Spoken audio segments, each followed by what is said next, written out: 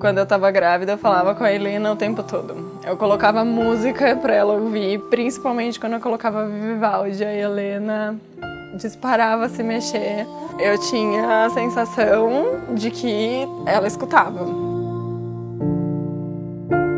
A gente começou a perceber que tinha algo estranho com ela, devido mesmo à fala, né?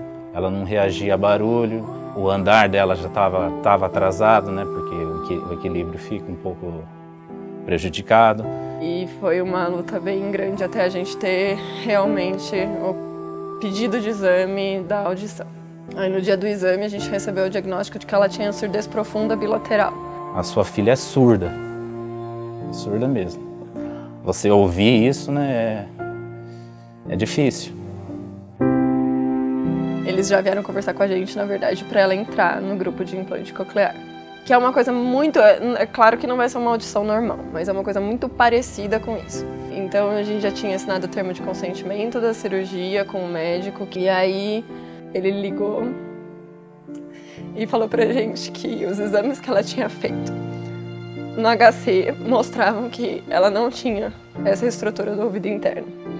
E que ela também não tem nervo auditivo de nenhum dos dois lados. Então esse dia, pra gente, foi o pior. Foi outro choque, né? Outra porrada forte aí na gente.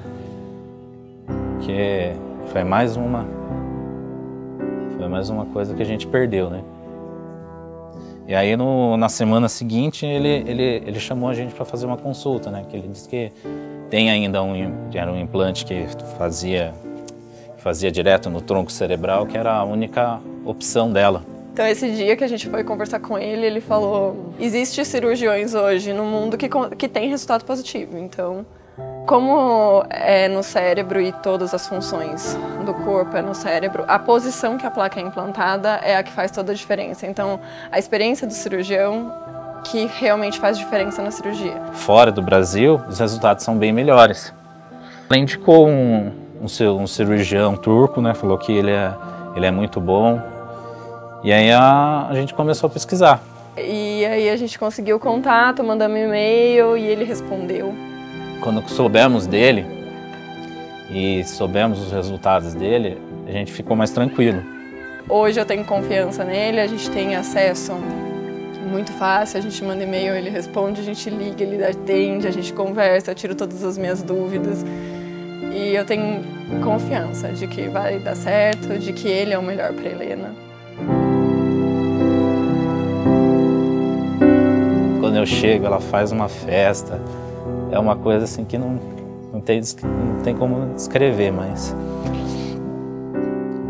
realmente falta muita coisa, né? A gente convive com muitos surdos e tem exemplos ótimos de surdos que conseguiram se formar, ter uma profissão, ter uma estrutura boa, mas a gente ainda percebe que é um mundo diferente do nosso, né? Eles não têm comunicação com a gente, então os surdos vivem num mundo que é dos surdos. Eu respeito muito a opinião de quem é surdo e quer continuar e que é contra tudo isso, mas a gente é ouvinte, a gente veio de uma família ouvinte, o nosso mundo é de sons e eu não consigo imaginar uma coisa diferente para minha filha. Hoje em dia mesmo ela pega o telefone em casa lá que fica na altura dela, ela pega o telefone e põe na orelha. Ela não imagina, né, para que serve aquele aparelho, né? Ela vê a gente colocando no ouvido, faz igual e não sabe que função que é aquele aparelho. Isso dói muito na gente, né? Essa coisa dela falar mamãe, eu acho que toda mãe quer escutar, né? E é o meu sonho, a gente... Hoje que a gente sonha que ela fale. E a gente vai trabalhar para isso independente de qualquer coisa. A gente já faz fono com ela, a primeira coisa, que é a primeira sílaba que a gente tem. É mamãe. E eu escutar ela falar mamãe, acho que vai ser a maior alegria da minha vida.